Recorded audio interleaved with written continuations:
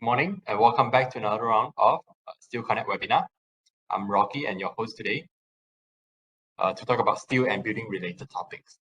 All right, so before we start, as usual, if you have any questions to ask during the webinar, feel free to drop it in the Q&A box on the side. That's what I can see on the screen, be it on a computer or if you are joining us on a phone, then this is a guide for you.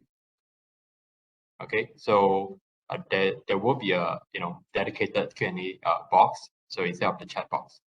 Okay, and of course during the session there will be a few polling questions to where we want to get your collective feedback about this subject. Okay, so of course for fellows so-called architects and engineers, if you wish to claim your LAM CPD points and also BM CPD hours, please stay through the entire webinar. I'll share the QR code and link of the survey at the end of the webinar. And you may submit your LAM and BM membership number via the survey form later on. All right, so let's start. So today's topic is about the house behind color management. So of course, it is centered around color. And to begin with, I'd like to share a bit of background about how color is perceived and what do you actually see.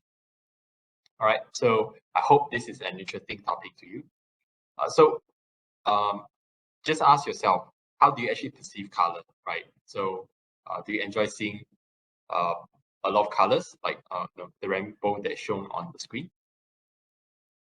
So from this rainbow, right, which indicates the spectrum of light emitted from the sun, one thing that we can understand from the science that we have right now is that as you can see from this screen, there's a black line that runs across the spectrum of the rainbow. Okay, so apparently this line, right, can be represented in this diagram. So this diagram is called chromaticity diagram. So if you search online chromaticity diagram, this is what you'll get.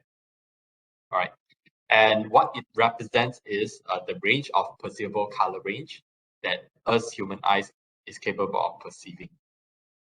Okay, so of course today, because all of you are actually joining virtually, right, on the screen, the display that you are seeing this content through will be limiting, right? Because you are actually seeing just a small part of, I would say not a small part of the color range that you can perceive as a human. Okay, so what it means is that you can only perceive this much within the range. And of course, aside from that, there is another factor that affects how you perceive color, aside from the way that the screen is projecting it to you, is your senses, your eye senses. So this is what we call the photoreceptor cells. So it is actually within your eye, right, as highlighted here. So there are dedicated cells like rod and cone cells, as shown here, that will perceive color differently. So the ones that are highlighted are cone cells. So cone cells can be in blue, red, and also green pigments. And depending on the sensitivity of these cells, it will let you know, your brain knows that, okay, whether you are sensitive to a certain color. Right, so let me just put your eye to a test. Can you spot the color difference between the blue on top and the blue at the bottom? So I did, while preparing for this subject, I did actually ask around. So of course, some people might not be able to perceive it. That's okay, right? But some people are more sensitive to perceive the difference. Okay, so having said that, why is it important to building industries and to buildings with so-called large envelopes? Okay, so imagine this: if let's say you have a large building envelopes as shown on the screen, what happens is that you have a large surface that is with paints is painted. And right now, you don't really see any difference in terms of color appearance across one surface or the other. But let me just point you towards this small corner here, right? Let me artificially include, a color difference. So, I mean, now you can see a difference, right? So, if you can't still can't see a difference, I mean, that's okay. That means that you are much more easily satisfied than others. So, but the gist is that if let's say there's a color difference, it is likely that someone will perceive it, right? Especially for a large building, right? So it is very important for building material producers, right, or color producers. So the aim of today's is actually to let you know how how can we actually produce a consistent color, right, for building envelopes. And also, if let's say there is a new color that is to be introduced, how do we match to that color, right? So of course, if let's say you have been dealing with colors, and perhaps you have been to a hardware shop and purchased paint from the hardware shop, chances are you have seen this kind of color charts, which it will indicate to you, okay, this is the colors that you are getting, okay, when the paint is dry. So from there you can choose, okay, which color you want, right? So of course, these color charts can also be called a color fan deck, right? So look around, right? See whether you have this around. Okay. So I will tell you some of the common color reference codes, right? That is in use and increasingly being used nowadays. So as I mentioned earlier, we deal with computers, right? I mean, designers, architects, you guys deal with designing using computers. So having the color being replicated on screen is very important. Okay, and also at the same time, having a color accurate screen is also very important if let's say you judge those on screen. So colors on screen, or those surfaces that emits light, right, like LEDs, they have actually three spectrum of lights, right? And it can be actually quantified in these three terms: red, green, and blue. Right. So of course, these are the most basic elements of lights, which if you combine them, you get much more enriched colors. Right. So the screens that you are seeing, as I mentioned, if let's say you zoom in, right, smaller and smaller to the microscopic view, that's what you can see. It's called light emitting diode. So you can see red, green, and blue. And the colors are created, as mentioned, via light emission. So combination of red, green, and blue lights will give you white color. So this is one common color reference code. Another common color reference code is called CMYK. So interesting enough, CMYK is not for LEDs. So you do not ever see people referencing CMYK with how accurate is the screen colors. CMYK, interestingly enough, is also an intersect of red, green, and blue lights. Okay, where the yellow, cyan, magenta, and yellows are what it is. Okay, so CMY, and where is the K? Right, so K is when you combine all these together, it becomes K. K means key, and it also means it's a black color. All right, so how is this used is mainly in the printing industries. Okay, so labels and whatnot. So what is happening is that instead of having the surface, which is the paper emitting light, which is with current technology not possible, they put colors onto a white paper. So white paper, you don't really need white anymore. So what happened is that they will add cyan color, then magenta, yellow, and last key, which means black color, to enrich the image to give you what you can see or perceive as close as possible to reality. Okay, so CMYK works on the principle of the colors that depend on light to shine on it. So the light source is very important. Okay, be it sunlight or indoors light and on or not. So all these different light source will emit different wavelength to give you different color feedback. Okay, so of course, manufacturing of building materials and fabrics and whatnot rely on this kind of principles, meaning depending on the light to shine on the subject and then object and let it reflect the color back to your eye. So the color charts that I mentioned earlier also works on the same principle. All right. So one of the common ones are like the RAL code. Right. So there are a wide range of colors, for you to choose. Okay. But not all the colors are directly applicable to certain industries or certain applications. Okay. So of course, look around, see what kind of color charts do you have.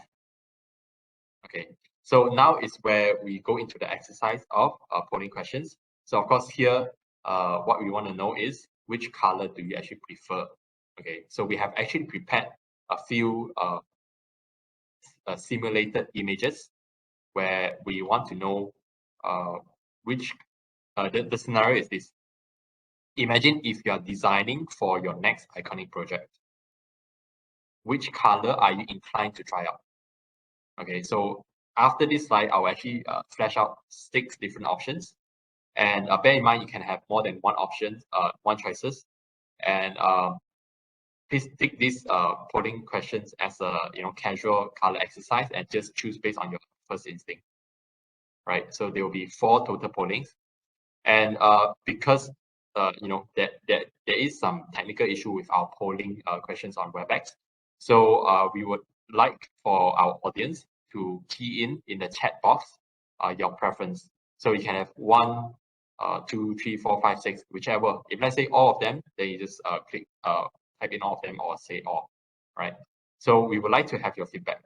Okay. So I'll allow for 30 seconds for each choice to be selected and for you to submit.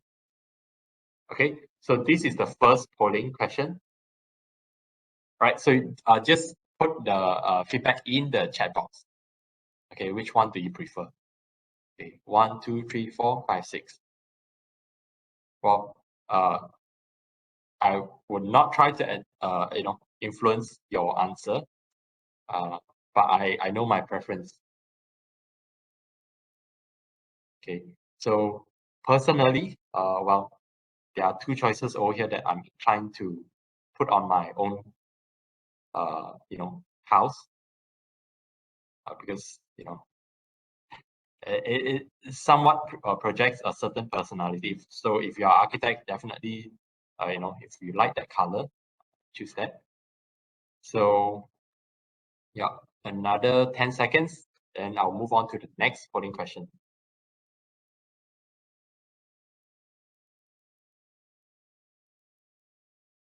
Okay, so the second polling question. All right, so these are the 6 choices. So which one do you prefer, or which ones do you prefer? Again, there are certain similarity to the earlier ones, but given these 6 choices, okay, and of course there's some colors that will show quite close shades, but it's slightly different, right? Perhaps in the darker tone, lighter tone, or much more saturated. All right, I'll leave another 10 seconds.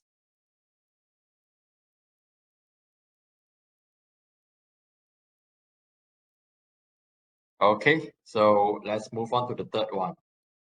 Okay, so now you're getting a theme here, right? So these 6 colors, which one do you like? Maybe this reminds you of some places, right, that you have visited before. Okay, so of course, out of these 6, Which one would you prefer?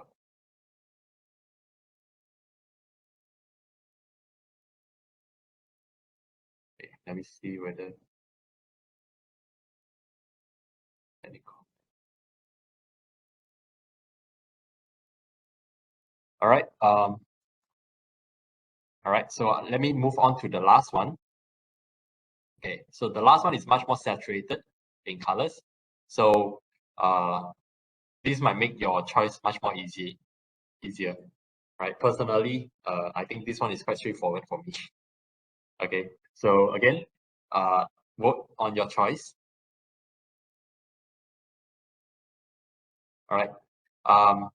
Yeah. So in the usual practice, we would actually share back to you, on the spot, which color most of you chose. But again, due to technical issue, we would just keep it to ourselves as a color exercise. All right. But anyhow, thanks a lot, and we'll get back to the main topic today, the how behind color management. All right. So hope you had you had a awareness of today what kind of colors actually you like in general. All right. So back to the topic of color management. So just like I mentioned about the color reference codes like RGB, if let's say you are using your computer screen, or CMYK for print material, and also color Fendex like RL, or even like Pantone, or paint suppliers, Fendex. What are the commonalities in between all these? Is that all of them are replicated without much consideration of how we perceive it, right? So say for example, IL code say 1001 and 1002, right? Do we know how close it is to the actual final product? All right, and how do we know it? So what we are going into today is called CIELAB, CIELAB. All right, so CIELAB is actually a color space. Okay, and how this color space work is that it is an intermediary between all the other colors that I mentioned earlier. So it is commonly used as the intermediary to translate from, for example, RGB to RL code, right, or vice versa. And the advantage of this is that later I'll get into and how is it relevant. But let me just dive in deeper on the technicality of it. Okay, to let you digest first, and then only I get into how is it useful. All right, so CIELAB, the first three initials of CIE is actually representing a group. All right, so the direct translation in long form, I can't really pronounce it well, is in French. Okay, and the last three letters, LAB, represents the code. All right, LAB values. Okay, so the L is represented, it represents the perceptual likeness of a color. Right, and to help you visualize it, top right corner, there's this square box, which is front view, okay, of the dimension, because this is a three dimension coordinates, right? So L is the perceptual lightness, and this perceptual lightness has a 0 and 100, right? Where 100 represents absolute or white color, or absolute lightness. Okay, and the next dimension is A, right? A or A star. Okay, it represents the degree of redness or the degree of greenness. Okay, so the reason why green and red are placed in this axis is because they go against each other, right? They are opposing color. And the last axis, so you can see the cube. Now you can see the cube. So it's in a diagonal view. So where the B is the other axis, it represents the degree of yellow and the degree of blue of a color. Okay, so the LAB values that I've shown you over here actually considers what? It considers your visual perception, right? Meaning a degree change in terms of the LAB values would mean whether your eye can really perceive the color difference. Okay, so that is the difference between LAB values or CIELAB value versus the other color difference earlier. Okay, and to do an exercise, let me just pick a blue color sample that's shown here. Right, if let's say you were wondering what color I had preference on, then you can see some trend over here. I mean, the examples shown here, mostly I'll be using blue color. Okay, so this blue color, for example, has a LAB value as shown here. So L of 46, A of -8, and B of -10. Okay, so what happened is that on the axis, let's just find out the L. So L is actually somewhere lower than 50, so it's away at the bottom, inclined towards the 0 side. Then the A value is -8, so it skewed towards the greener side, right? And last will be the B value. So B value is also negative, so it is skewed towards the -B side, which is the bluish side, right? So that is how you can define this specific color in LAB values. Of course, these are quite ideal where you don't have decimal points, but in actual practice, they are decimal points. Okay, so from here, how do we actually get the value, LAB value? So you do need some fancy equipments which are not typically seen in the household, your kitchen or countertop, right? So it's normally purchased by manufacturers, right? It looks something like this, right?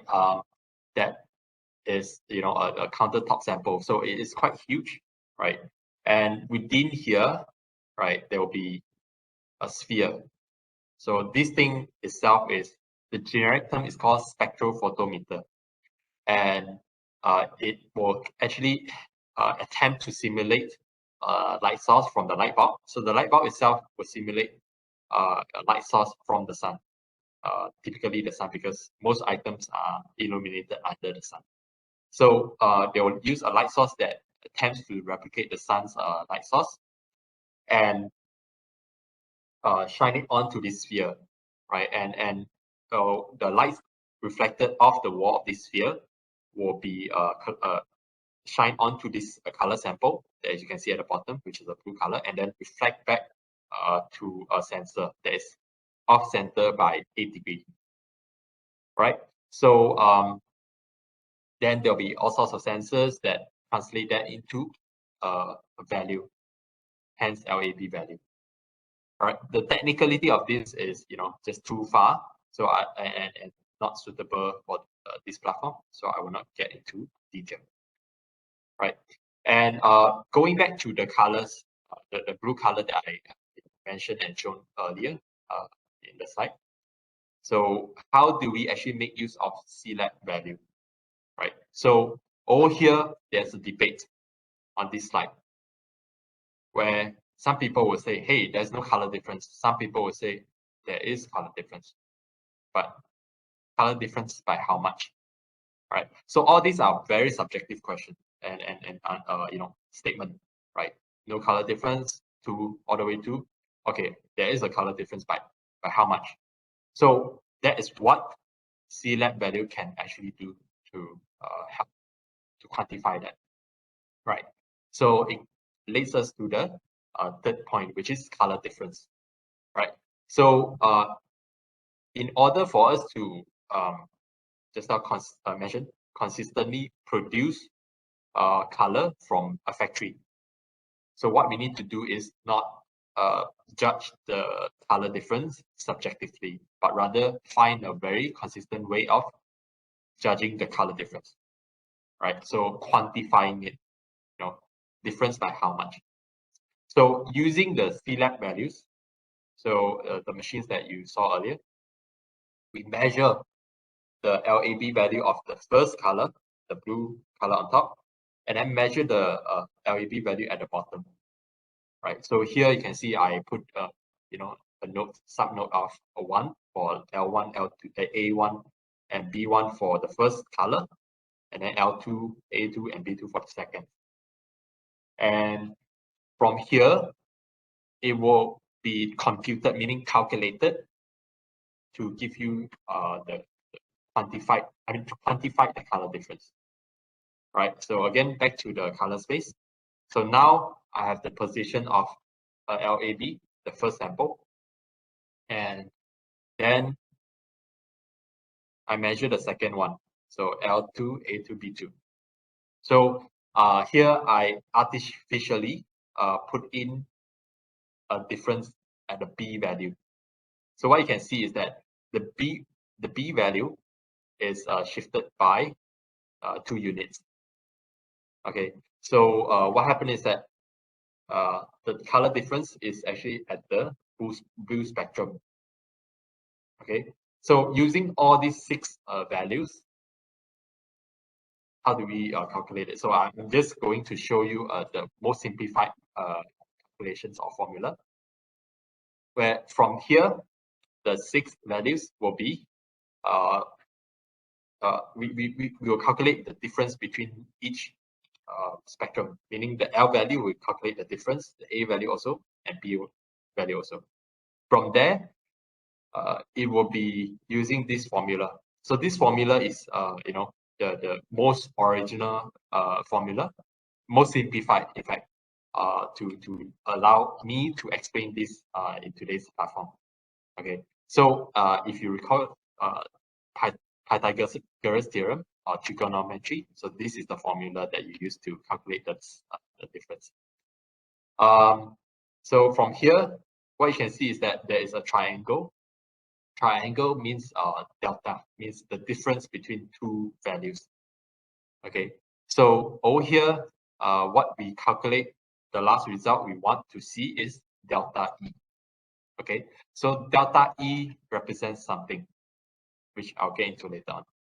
Okay, but plugging in the value that I've shown earlier, artificially plug in onto this side, we'll see 0 change in delta L. That means delta L is 0, delta A is also 0, and delta B is 2. Right, and then we plug it into this formula. This is what we get. So the delta E value over here is 2.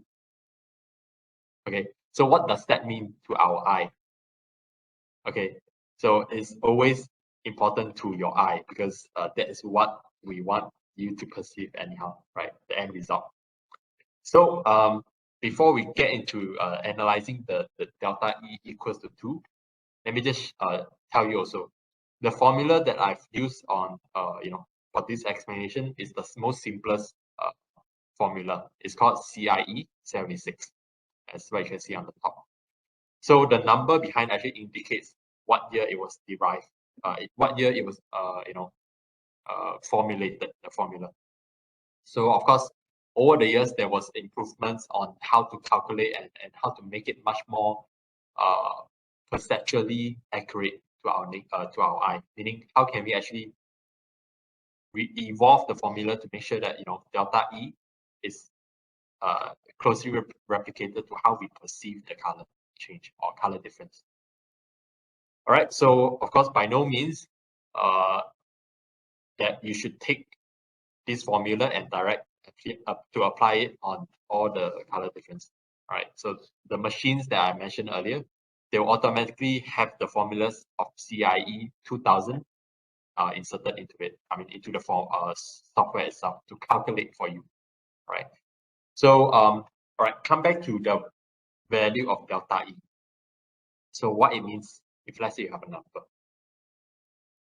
So here I show you an example of the color difference from top and bottom, right? So what happened is that you can see delta E of different values. All right, the first one 7.4, middle one 16.3, and the third one 20.7. And you have a gut feeling that it tells you higher delta E actually means bigger color difference, and vice versa, right? So of course,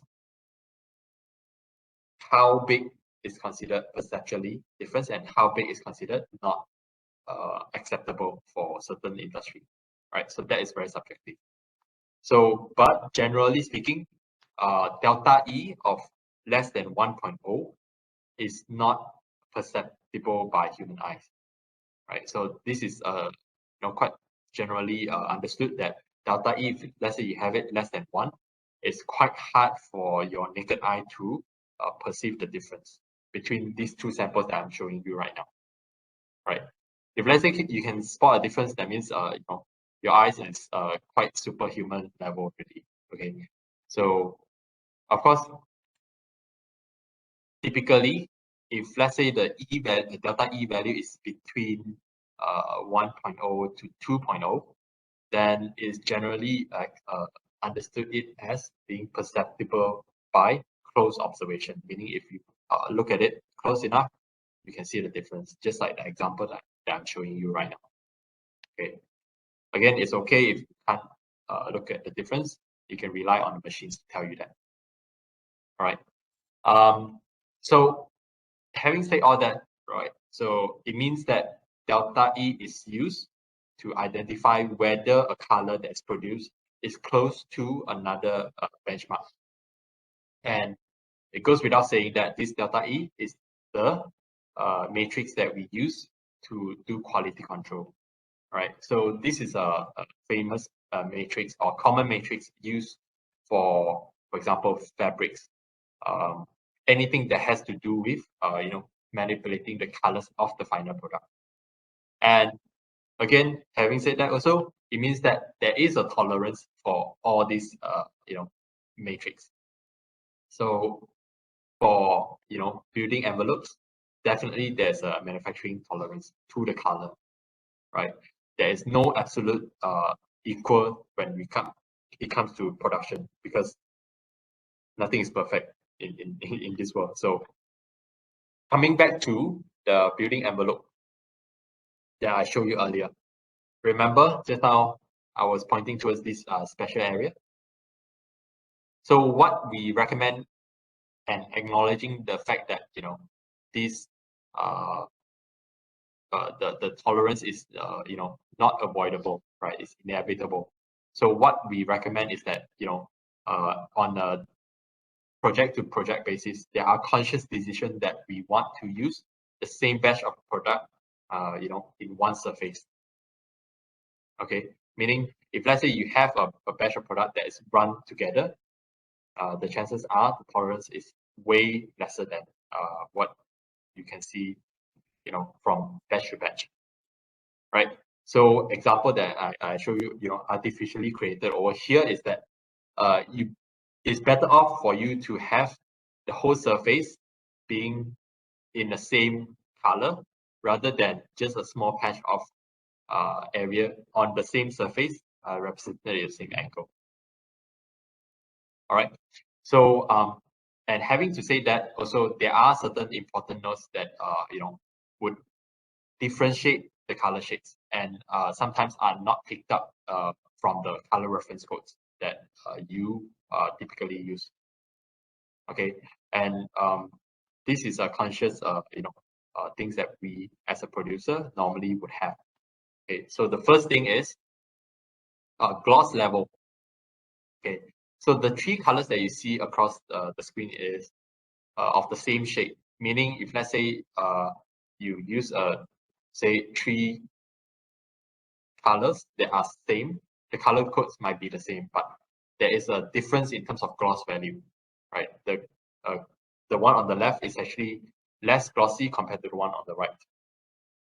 Okay, and what it does is actually, even though the color code might be the same, but it will actually be influenced in terms of how it reach your eye, meaning the feel of it, the color appearance of it will be different. Okay, so say for this example, right, the gloss value on the left is actually low compared to the one on the right. And what you can see from here is that the high gloss surface actually gives you much more intense color compared to the one with low gloss, right, with the presence of sunlight. All right, so communicating the gloss level is also gloss level is part of the color communication as well. So most often there will be conversations happening to tell you, okay, if let's say you want to match to a certain color, what about the gloss level? Because that will be impacted as well. And recent trends also inform us that there are buildings where there will be different building materials being used, and there is a desire to have the same color. But knowing this, you can paint however colors that you want across different material. But because of the material difference and also the gloss finish difference, you will not be able. You should not expect exactly the same appearance, color appearance on the building, right? So that is a given. And yeah, so again, it might not be indicated in the color reference codes, right? That you use as a reference on your desk, right? So make sure that when you choose colors, be sure to also communicate, right? And also communicate means two ways, right? Sometimes there will be capability limitations where the specifications set for this gloss level, right? So there are things like that is in place. So communication is key for colors, right? And another thing is that utilizing LAB values, we are also able to get more nuanced investigations, such as cleanliness of a color of a surface, right? So over here, I would like to highlight one value, which is the delta L value, right? So delta L value is the one, as I mentioned, that indicates the perceptual lightness of a color. All right, so if let's say a color, example, the white color here is clean, then it would be on the lighter or higher L value. And compare that to a L value that is lower, which means it is actually much more dirtier. Okay, so again, utilizing CIELAB or LAB value, you are able to derive more nuance from the colors, and that is the matrix that we use to produce consistent color, and it is also the matrix that we use to match new colors. All right, so if again, the conclusion here and the summary of today's session is that first, you should know the color reference codes that you are using on your desk, on your computer. And from there, right, you need to be aware that that is not the absolute so-called color reference that we normally go to. The absolute one is also called the medium of communication in terms of color is through this CIELAB value. Okay. And from this CIELAB value, we are able to tangibly tell you that, okay, whether the color is close or not by actually using the LAB value of one color and another, the reference color, and then also the sample that you be producing, or another sample. We are able to tell you how much of a color difference it is using DeltaE value. All right. And again, it can be calculated using simple formula or using advanced machines that most producers would have on their quality control lab. All right, so with that, I would like to move on to the questions and answer sessions. So again, if you do not have any question posted earlier, you can post it right now. And you can also listen in on some of the questions that is posted, right? So to enrich the conversation. All right, let me just open the chat box. Right, I see a lot of numbers today.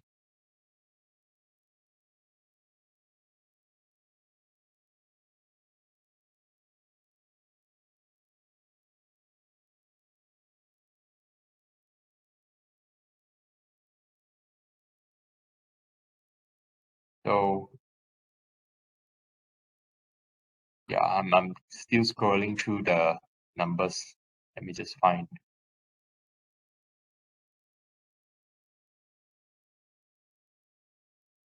I think the lucky number today is 1 and 4. That's what I can derive from scrolling through. Yeah. Any questions about colors? Or is it too, what's the word?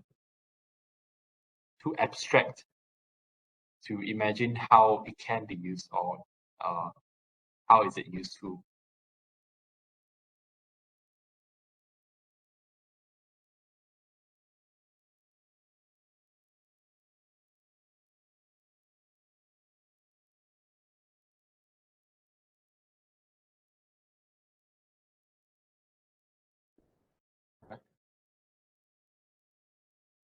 Oh, sorry. I think that yeah. Sorry for that. I might have opened the wrong.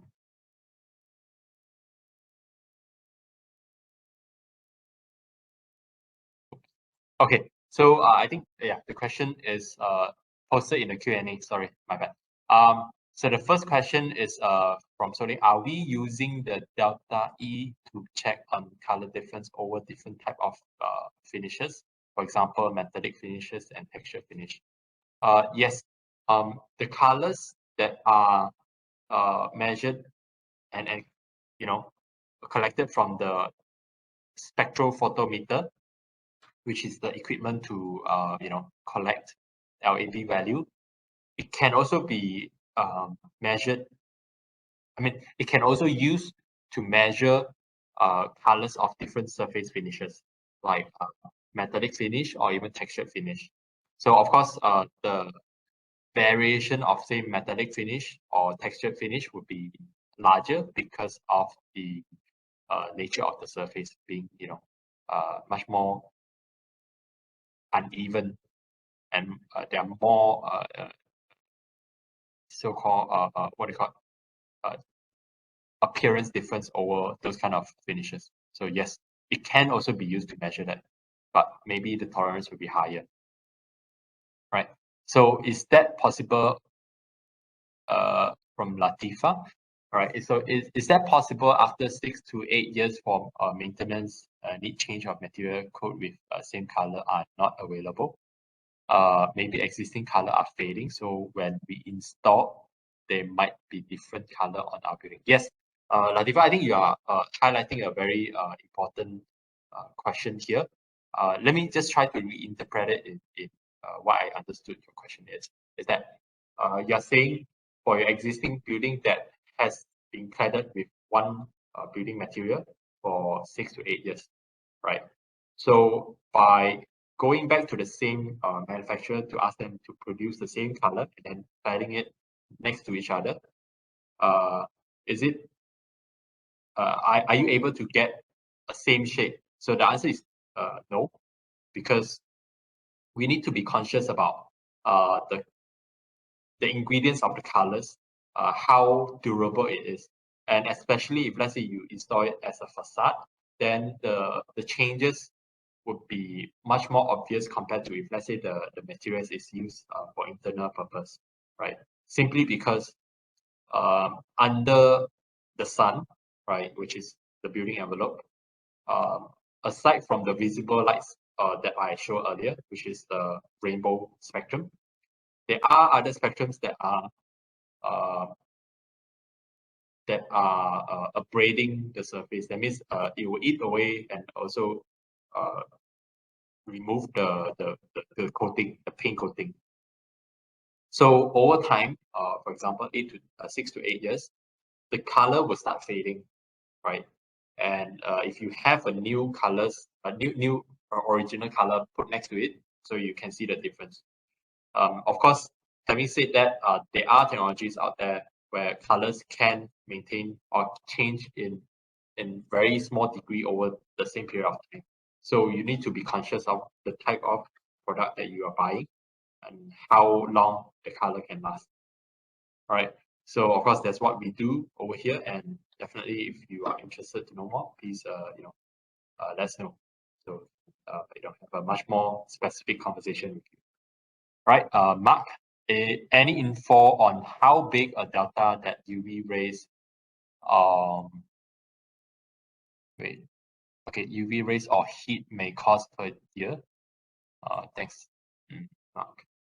Let me just try to understand this question.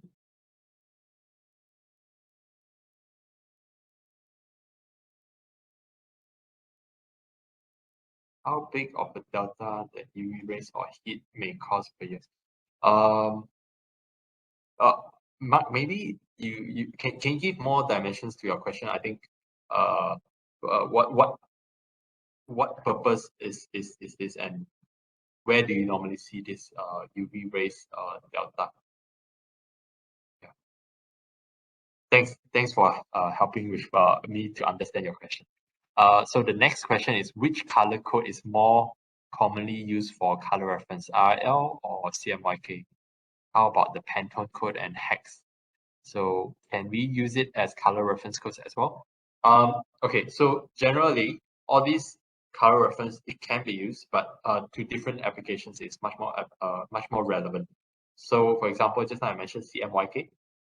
It's much more relevant to the print industry because they need to print different ink onto the same white paper, right? And as opposed to RAL Pantone code. So these are color reference, for that.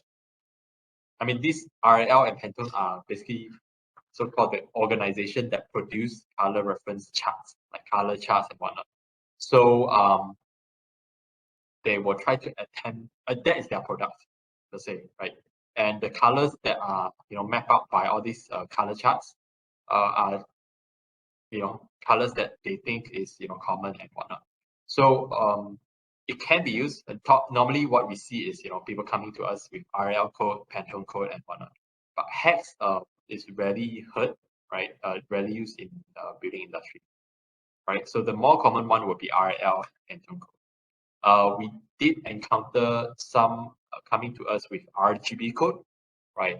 But again, I mentioned RGB is commonly used for screens. So I think I'm sensing a trend where people are designing more on their computer and looking at the final result on their computer. That's why they are translating from the computer result back to physical. That's why the RGB code is derived from.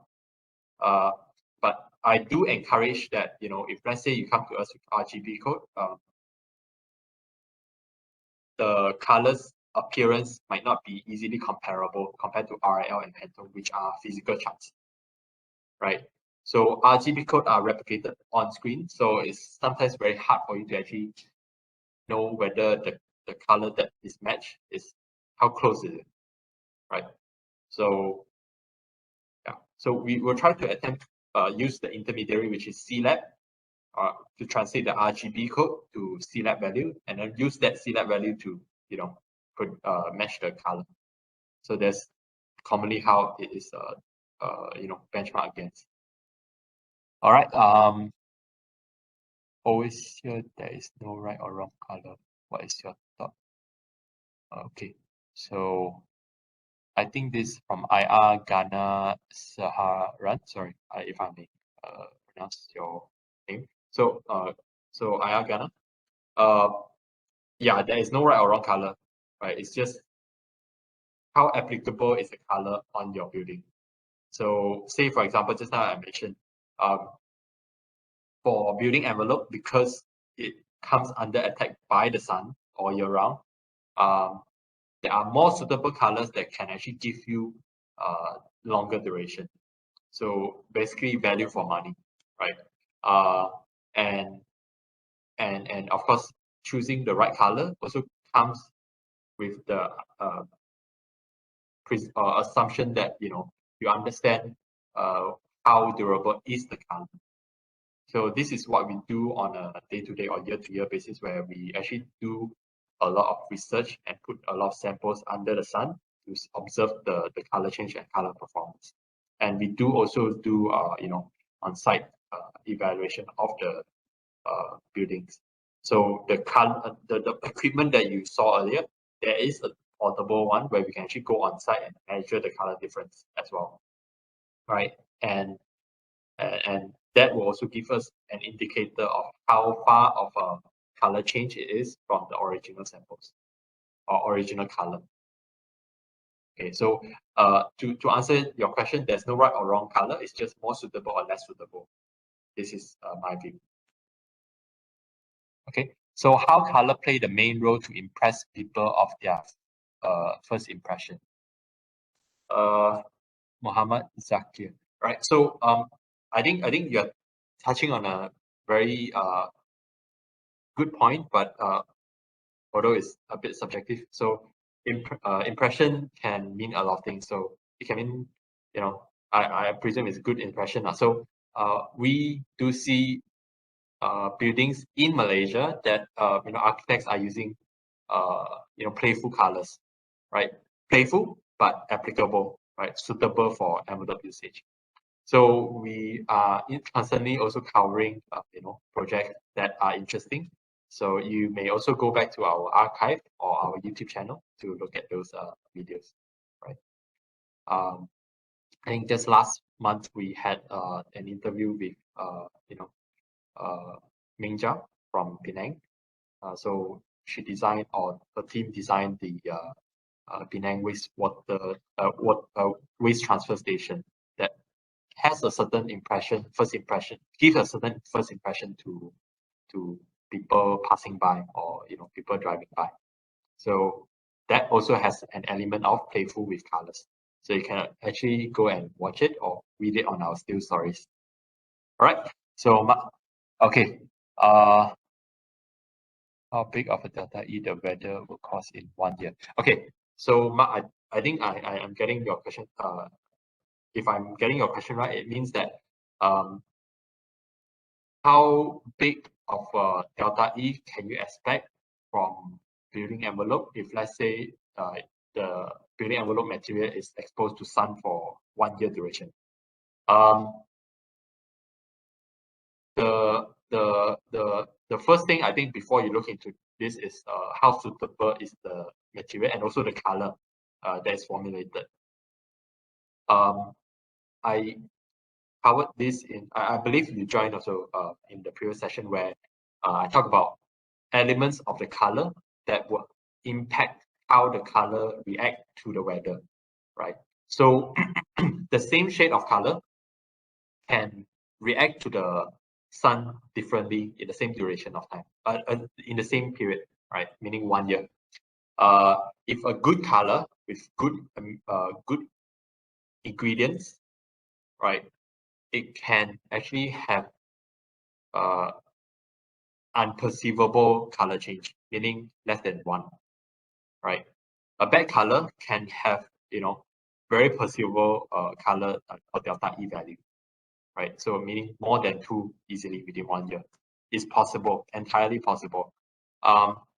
Just to I think this is applicable for people who are aware that on your in your house, if let's say you have used a lot of you have changed your curtains before, or maybe you have placed accidentally some components like plastic or fabric next to your window that gets sun, what you notice is that the color might fade within that 1 year, right? The difference in colors from original state is different.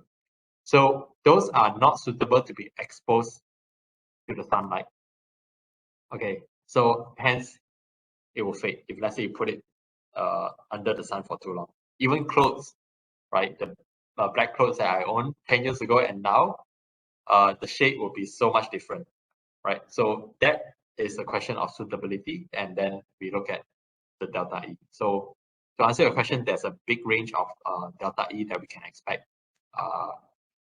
for one type of material, right? Depending on the ingredients. I hope that gives you a perspective on the questions that can be asked. All right. So the next question, we can always convert the Pantone color code or RL or RGB online. Are those conversion apple to apple application? All right. yeah, there are calculations that you can find online, and actually convert it yourself as well. But those are based on the intermediaries. You know, how does RGB, say one RGB code, link to lab value, the LAB value? And if I recall correctly, the value itself is actually there is an expert under International Color Consortium, ICC, where they will actually do a lot of tools and calculations and measurements and that to come up with the conversion, right, from RGB to LAB, and this being the intermediary to convert back to, say, for example, Pantone or RL code. But it is by no means perfect. It's always improvements, right? That's why there will be version 1, version 2, and I think now it's version 4, and they are introducing version 5. Okay. So if you want to know more, you can always go to their website, the International Color Consortium. You search on Google, you can get to their website. The answer is that it is by no means an apple-to-apple comparison. It's just an indicator. So you can use that as a guide, as general public use that as a guide, and then try to get a feeling of how close is it. How can you convert from screens from RGB to IL Pantone code that you have on hand? Then you can get a feeling of, is that the colors that you want? Right. So I think you highlighted a very good point. So meaning, if let's say I think this is my recommendation. If you are designing on a computer, chances are you are using RGB code to show your design. What I would recommend is I go online, search for RGB code, translate into IL, and get a physical feeling of how your RGB code is seen on physical hand. But having said that, you also need to be conscious about the gloss level, because gloss level will affect the appearance, right? So be conscious of that. Okay, so I think it's like the online to offline thing that now we have to be used to. Okay, next question. So after these two last questions, then let's just wrap up. All right. So I hope you guys had something, learned something today. Okay. All right. So the next question is DeltaE measured on a scale from 0 to 100, where 0 is less color difference and 1 indicates complete distortion. There is no definite answer of how big of a difference it can get, and I have not attempted to find out how big of a difference. What was the biggest color difference there is? Let me try to compute it in my mind. Maybe the color difference, if let's say I were to compare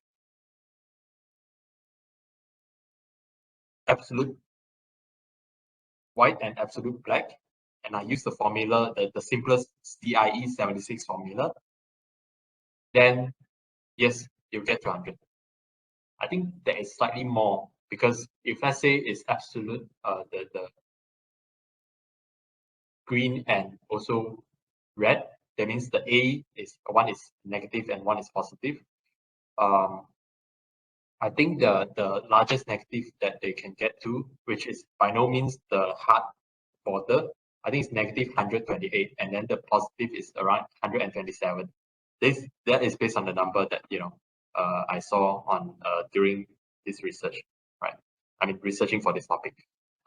So that is the number. It does not necessarily get defined by 0 and 100, right?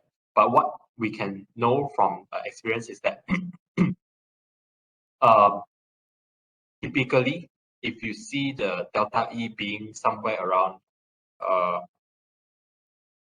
above 5, it's easily perceivable, and beyond 20 is where there will be huge difference, right? So yeah, I would say, yeah, your framing of the question is that, yeah, 100% indicates complete distortion. It is about right, but yeah, it could be beyond that. Mark, sorry, Muhammad Zakir. So how do color play the main role to impress people on their first impression? Yeah. Yes. We just published still stories, which also feature some of the projects from the past. So definitely you can use that as your inspiration. Personally, the way I see it, after a few interactions with different architects, my gut feeling tells me that they are a base color, like gray tone or earth tone color. Pairing with that much more vibrant color that can contrast each other. That brings out the geometry, also called the sculpture of your building, right? So I hope there's some inspiration that you can also give me, Muhammad Zakir. All right. So Mark, I think last question. Yes, last question. Would pure white incur delta E? That is, will pure white fade? Okay. So, yeah, it's a good last question. So yes, even pure white color will have delta E. The reason why is because in real world, white color is easily or more easily seen. I mean, the stain is much more easily seen. So I think when we were preparing for this topic, my colleague asked me white color and dark color car, right? So some people would not like white color car because they need to maintain it much more frequently. So in a way, it's harder for you to detect the white color fading of the original paint layer. But on top of that, there will be a cleanliness measurement where white color is the perfect canvas for you to see dirt, right? So the dirt can also be measured on this using the delta E value, right? But by itself, if let's say we assume that there's no dirt ideal situation, maybe clean room, it is possible for the white color to fade, right? It depends on the ingredient of the paint, right? The white color paint that is used. If let's say it starts fading faster and faster, then what you'll see is it will project, it will have a certain translucent layer, and then whatever primer layer, or rather the substrate that is painted on, will be shown onto the surface. Yes. So that's how I see it. Anyway, thanks guys for the awesome questions, and I hope you learned something new. And before I end it, so again, we're actually looking out for more inspirations and more ideas. If let's say you would like to share your projects or your inspirations on our platform, feel free to contact us via events@bluescope.com. All right. And to end this, for those who would like to submit your PM or LAM points, do drop us do scan these survey questions, or you can actually click the link that is shared by my colleague Clarence, and you can submit your feedback together with your membership number. All right, so I'll leave this page on for you to scan, and yeah, and also the still stories that I mentioned earlier is also pasted in the chat box, so you can actually click into the link and have a watch. Muhammad Zakir, yeah. All right. So hope you had a wonderful day, and I'll see you soon. Right. Bye.